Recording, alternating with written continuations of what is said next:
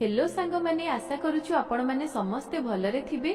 सांग माने मो सहित कथा हेबाकू चाहूथिले मु वीडियो मझिरे मो नंबर देइछि, मो नंबर नै मते कॉल करंतु, पूरा मजा मस्ती रे कथा हेबा। नमस्कार बंधुगण, मु अंजलि एवं मोर बयस एबे 24 वर्ष, किंतु मोर शरीर संपूर्ण भाबे जणे युवती परी।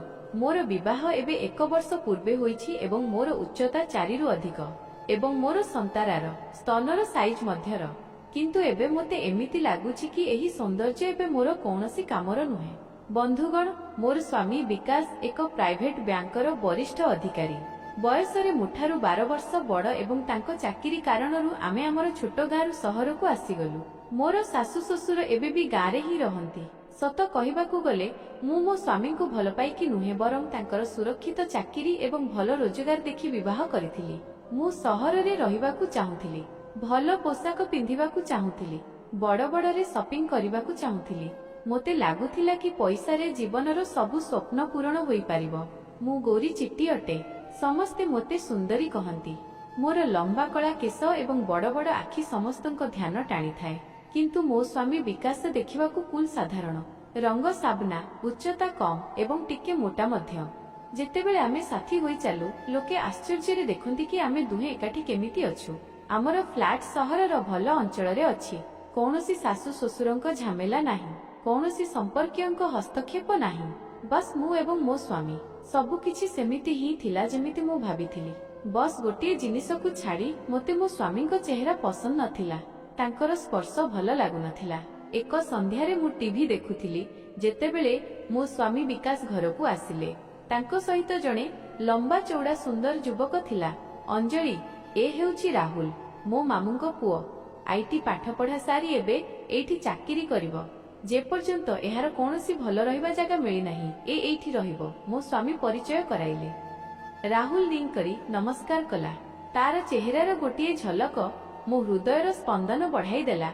साबना रंग सत्वे तार शारीरिक सौष्ठव, चौड़ा कांध, घन भ्रुलता एवं गभीर आखि काहाकू भी मोहित करि पारुथिला। मु हाथ बढ़ाई अभिवादन करबाकू चाहिली, किंतु से बस दूररू ही हाथ जोड़ी नमस्कार भाउज कहिला। मु कहिली, आरे तुमे एठारे आराम रे रुह। एमिति भी विकास दिन सारा बाहरे रहंती, मोते भी घरे बोर लागे। राहुल आसीबा द्वारा मोर भी समय भलरे कटिबो। तापरे मो स्वामी राहुल को घर पछ पाखरे रखाइले एवं मोते कहिले, अंजलि, राहुल बहुत लाजकुला, जहा भी दरकार हेबो तुमको ही पचारिबाकू हेबो। मु तो दिन सारा रे थाए। मु मने मने भाबिली, फिकर करनी, मु एहार भल भाबे जत्न नेबी। परदिन सकाळे मु जल्दी उठी गाधोई पाधोई एवं मोर सबुठारु भल सूट पिंधि प्रस्तुत हेली। केश को खोला छाड़िली, हालुका मेकअप कली एवं टिके परफ्यूम मध्य लगाइली। जेतेबेले मु लिविंग रे पहुंचिली तो राहुल जोग करुथिला। तार फिट शरीर, झाଳରେ चमकुथिबा चेहरा एवं मजबूत बाहु देखि मो मन विचलित होई गला। जेमिति तार नजर मो उपरे पड़िला, से तुरंत उठिला एवं टी शर्ट पिंधि गुड मॉर्निंग भाउज कहि निज रूम आड़कू चलीगला। मु भाबिली, अरे एते मोते देखु नाही। तापरे मु निजको संभालिली एवं निज आकर्षण उपरे भरसा रखी खास जलखिया बनाइली, पनीर परोटा एवं दही। जेतेबेले विकास एवं राहुल जलखिया खाइबाकू बसिले तो मु भी तांको सहित बसिगली। मु जानी सुनी मोर चेयर राहुल पाखरे रखिली, किंतु से मुंड नुआई निज जलखिया खाइला एवं मो आड़कू देखिबारु मध्य बंचिला। राहुल जलखिया केमिति लागिला? मु हसी करी पचारिली, बहुत भल भाउज, आपनकु बहुत बहुत धन्यवाद, से लाजेई कहिला एवं जल्दी निजकू चलीगला। टिके समय परे विकास एवं राहुल दुहे बाहर को जीवा पाई प्रस्तुत हेले। राहुल, प्रथम दिनरू ही कॉलेज जाउछ? मु पचारिली, हाँ भाउज, कॉलेज तो जीवाकू ही हेबो, साथी रे निजे रहिबा व्यवस्था मध्य देखिबार अछि, से बिना मो आड़कू चाहि उत्तर देला। दुहे जीवा परे मु दिन सारा राहुल भावना रे हजी रहिली। मोते बुझा पडु नथिला कि से मुठारु एते दूर रे काहेकि रहुछि, कौन मु ताकू आकर्षित करू नाही। संध्यारे मु मोर सबुठारु सुंदर नाली साड़ी पिंधिली, केश को स्टाइलिश अंदाज रे बांधिली, कजल एवं लिपस्टिक लगाइली, कान रे झुमुका एवं बेकरे सुंदर हार पिंधिली। सत कहिबाकू गले एते सजबाज मु मो स्वामी को पाई केबे करि नथिली। जेतेबेले मो स्वामी एवं राहुल घर को फेरिले तो मो स्वामी विकास मोते देखि खुशी होई गले। वाह अंजलि, आज तो बहुत सुंदर लागुछ, कौन कथा की? विकास मोर प्रशंसा कले, किंतु जहा पाई मु एते सजेई होइथिली से मो आड़कू थरे भी चाहिलानी। ରାହୁଲ ଭିତରକୁ ଆସୁ ଆସୁ ସିଧା ନିଜକୁ ଚାଲିଗଲା। ଅଞ୍ଜଳି, ତୁମେ ଏତେ ସୁନ୍ଦର ଲାଗୁଛ, ଚାଲନ୍ତୁ ଆଜି ବାହାରେ ଡିନର କରିବା, ମୋ ସ୍ୱାମୀ ଉତ୍ସାହର ସହ କହିଲେ। କିନ୍ତୁ ମୋର ମୁଡ୍ ଖରାପ ହୋଇସାରିଥିଲା। ନାହିଁ, ମୋର ମୁଣ୍ଡ ବିନ୍ଧୁଛି, ତୁମେ ଯାଅ, ମୁଁ ଆରାମ କରିବି, ମୁଁ କହିଲି ଏବଂ ନିଜକୁ ଚାଲିଗଲି। ମୁଁ ରାଗରେ ମୋର ଗହଣା ଫିଙ୍ଗିଦେଲି ଏବଂ ଦର୍ପଣ ସାମ୍ନାରେ ଠିଆ ହୋଇ ନିଜକୁ ପ୍ରଶ୍ନ କରିବାକୁ ଲାଗିଲି, କ'ଣ ଅଭାବ ଅଛି ମୋଠାରେ? କାହିଁକି ଦେଖୁନି ସେ ମୋ ଆଡ଼କୁ? ମୋର ରାଗ ଏବଂ ନିରାଶା ବଢ଼ିବାରେ ଲାଗିଥିଲା। ମୁଁ ପୋଷାକ ବଦଳାଇଲି ଏବଂ ଖାଦ୍ୟ ବନାଇବାକୁ ଚାଲିଗଲି। ମୋ ମନରେ ଗୋଟିଏ ହିଁ ବିଚାର ଥିଲା, କୌଣସି ପ୍ରକାରେ ରାହୁଲକୁ ନିଜ ଆଡ଼କୁ ଆକର୍ଷିତ କରିବାକୁ ହେବ। ପରବର୍ତ୍ତୀ 5-6 ଦିନରେ ମୋର ଅବସ୍ଥା ଆହୁରି ଖରାପ ହୋଇଗଲା। ରାହୁଲ ମୋର ଉପସ୍ଥିତିରେ ଅସହଜ ହେବାକୁ ଲାଗିଥିଲା। ଯେତେ ମୁଁ ତା ପାଖକୁ ଯିବାକୁ ଚେଷ୍ଟା କରୁଥିଲି, ସେ ସେତେ ଦୂରେଇ ଯାଉଥିଲା। ମୁଁ ମୋ କେଶକୁ ଖୋଲା ରଖୁଥିଲି, ସୁନ୍ଦର ସୁନ୍ଦର ସୁଟ୍ ଏବଂ ଶାଢ଼ୀ ପିନ୍ଧୁଥିଲି, ମନମୋହକ ଅତର ଲଗାଉଥିଲି, କିନ୍ତୁ ସେ ମୋତେ ଏମିତି ଦେଖୁଥିଲା ଯେମିତି ମୁଁ କୌଣସି କାନ୍ଥ। ଗୋଟିଏ ଦିନ ମୁଁ ମୋ ସ୍ୱାମୀଙ୍କୁ ପଚାରିଲି, ରାହୁଲର କେଉଁଠି ଅନ୍ୟତ୍ର ରହିବା ବ୍ୟବସ୍ଥା ହେଲା କି? ହଁ, ସେ ହଷ୍ଟେଲରେ ଜାଗା ଖୋଜୁଛି, ବୋଧେ ଆସନ୍ତା ସପ୍ତାହ ସୁଦ୍ଧା ଚାଲିଯିବ, ମୋ ସ୍ୱାମୀ ଜଣାଇଲେ। ଏହା ଶୁଣୁ ଶୁଣୁ ମୋ କପାଳରେ ଚିନ୍ତାର ଚିହ୍ନ ଉଭା ହେଲା।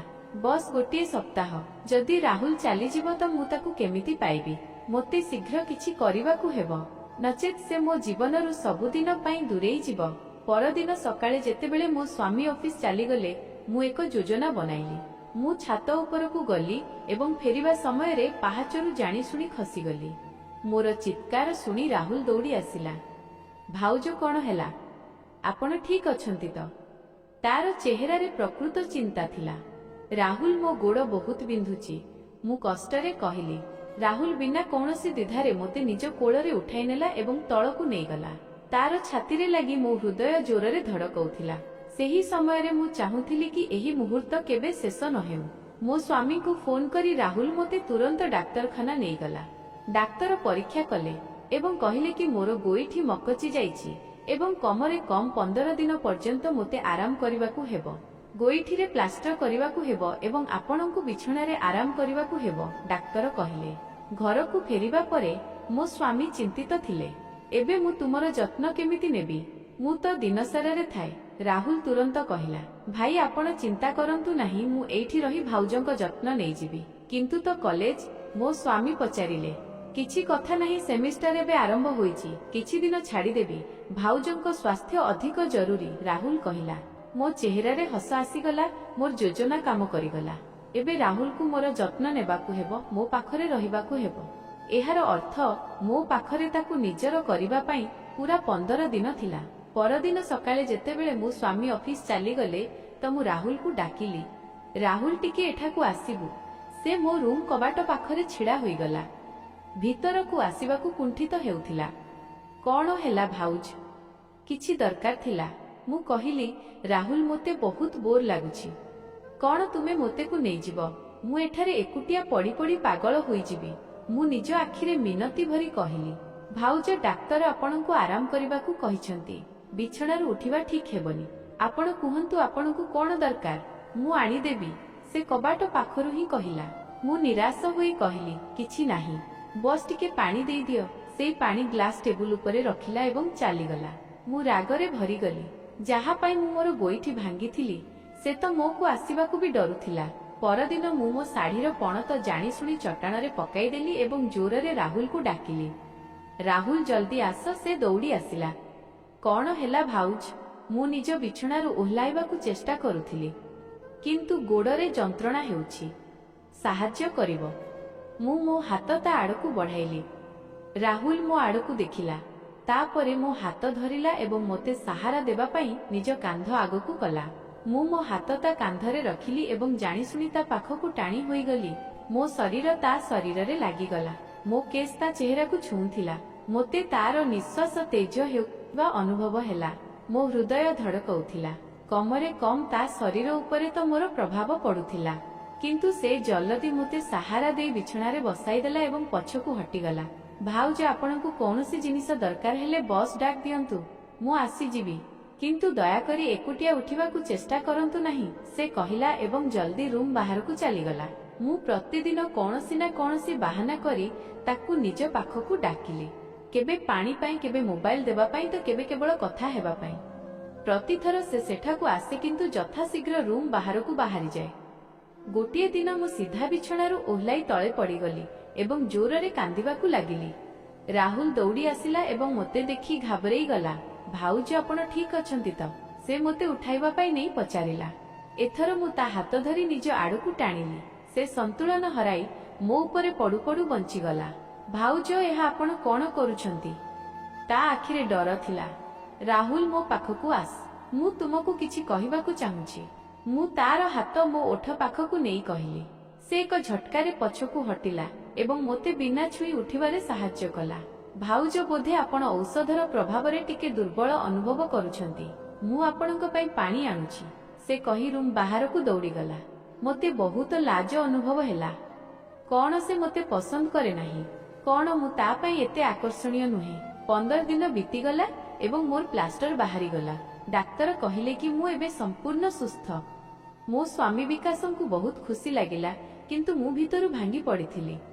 मोर प्लान विफल होइथिला। तापरे गोटिए दिन विकास जणाइले राहुल पई एक भल हॉस्टेल मिल जाइछि। से काली ठारु सेइठी शिफ्ट होई जिवो। मु भीतरु कंपी उठिली।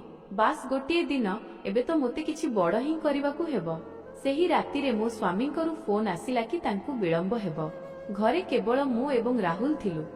एहा मोर शेष सुजोग थिला। मु मोर सबुठारु आकर्षणीय नाइट सूट पिंधिली, जहा मो शरीरर प्रतिटी अंशकू स्पष्ट करुथिला। केशकू खोला छाड़िली एवं अतर लगाइली। तापरे राहुल रूम कबाट बाड़ेइली। हे भाउज आसंतु, राहुल भीतरु कहिला। मु भीतरकू गली तो देखिली से निज जिनिसरे रखुथिला। राहुल, मु तुम पई खाद्य आनिछि। मु प्लेट ता आड़कू बढ़ाई कहिली।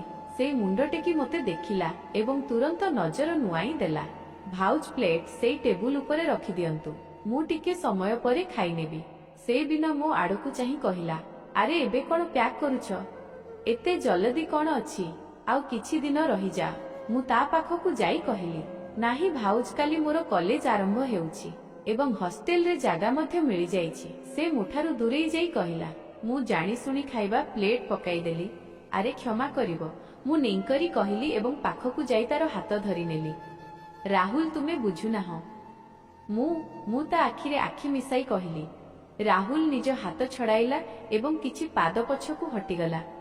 भाउज, प्लीज एमिति करंतु नाही। भाईंको प्रति मोर बहुत सम्मान अछि। मु काली सकाळे ही एठारु चली जिबी।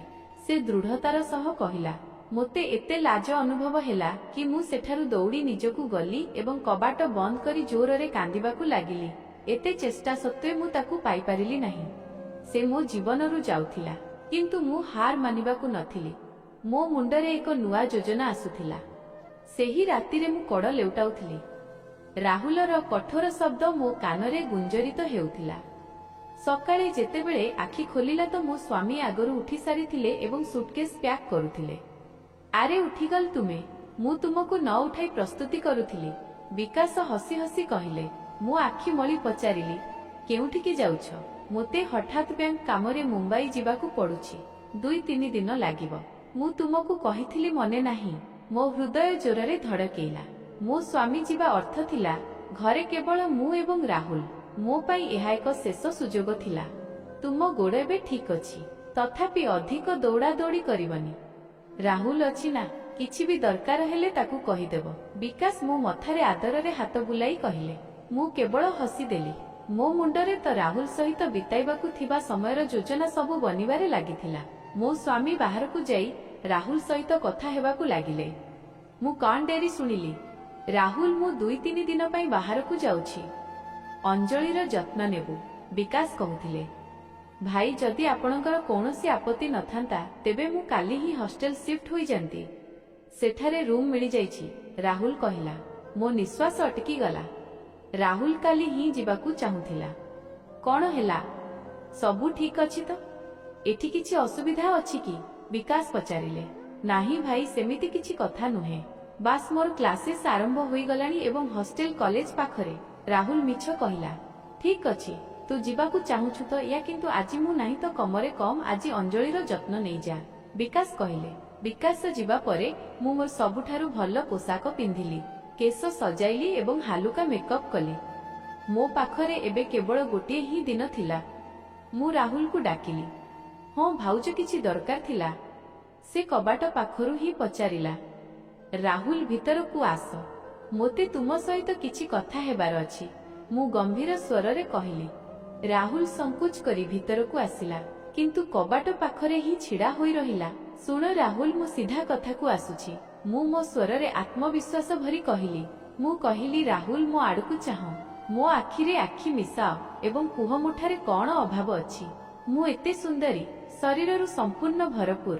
ତୁମକୁ ଯାହା କିଛି ବି ଦରକାର ମୁଁ ତୁମକୁ ଦେବା ପାଇଁ ପ୍ରସ୍ତୁତ। ତଥାପି ତୁମର ଅସୁବିଧା କ'ଣ? ରାହୁଲ, ମୋତେ ତୁମ ସହିତ ପ୍ରେମ ହୋଇଯାଇଛି। ରାହୁଲର ଚେହେରାର ରଙ୍ଗ ଉଡ଼ିଗଲା। ସେ ନଜର ତଳକୁ କରିଦେଲା। ଭାଉଜ ଏମିତି କଥା କୁହନ୍ତୁ ନାହିଁ।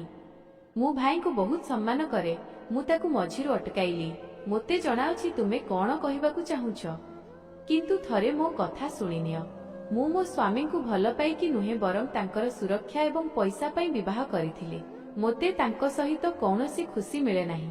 ତୁମକୁ ଦେଖିଲି ତ ପ୍ରଥମ ଥର ମୋତେ ବୁଝା ପଡ଼ିଲା କି ପ୍ରେମ କ'ଣ ହୁଏ। ରାହୁଲ ରାଗରେ ମୋତେ ଚାହିଁଲା। ଭାଉଜ, ଆପଣଙ୍କୁ ଲାଜ ଲାଗିବା କଥା। ଭାଇ ଆପଣଙ୍କୁ ବହୁତ ଭଲ ପାଆନ୍ତି। ସେ ଆପଣଙ୍କ ପାଇଁ କ'ଣ କ'ଣ କରନ୍ତି ନାହିଁ। ଏବଂ ତୁମେ କ'ଣ ଜାଣିବ ପ୍ରେମ ବିଷୟରେ?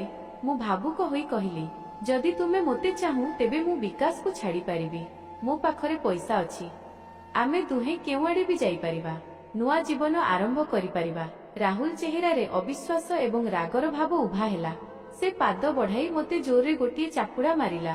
ବସ୍ କରନ୍ତୁ, ବହୁତ ହେଲା। ମୁଁ ଭାଇଙ୍କ ବିଶ୍ୱାସ କେବେ ଭାଙ୍ଗିବି ନାହିଁ। ସେ ମୋ ପାଇଁ ଭଗବାନଙ୍କ ଠାରୁ କମ୍ ନୁହନ୍ତି। ଏବଂ ଆପଣ କେବଳ ସ୍ୱାର୍ଥ ଏବଂ ବାସନାରେ ଭରି ରହିଛନ୍ତି।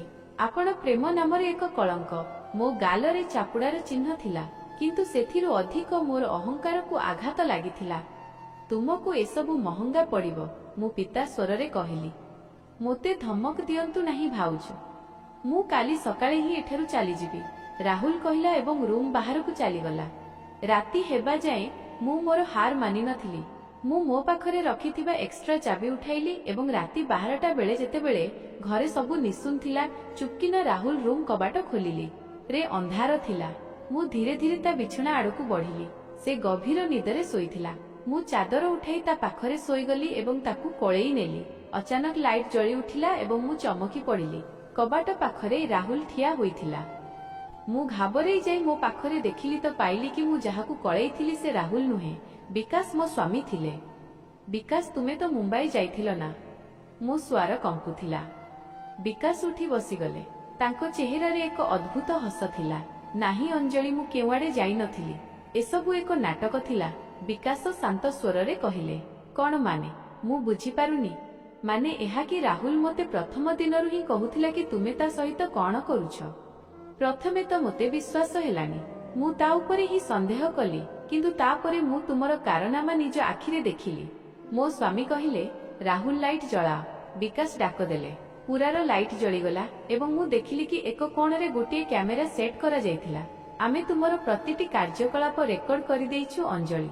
ତୁମର ପ୍ରତିଟି